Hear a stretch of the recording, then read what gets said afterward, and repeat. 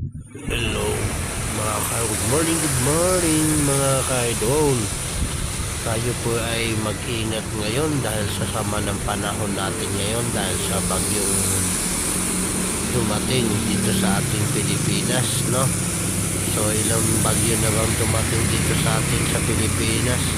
Siguro apat na bagyo na dumating. Apat na bagyo na dumating mga ka-idol. Ating mga weather natin ngayon dito sa Pilipinas, sobra na ang kalamidad natin. Grabe na talaga. Ayan o, maulan, mahangin. Ayan o, lakas ng hangin mga ka-idol.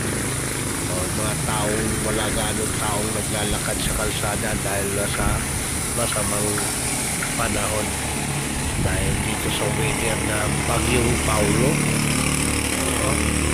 So yun po ang ating weather. So guys, mga idol, hey, thank you po sa lahat. Ingat po kayo. God bless. See you tomorrow. Bye bye.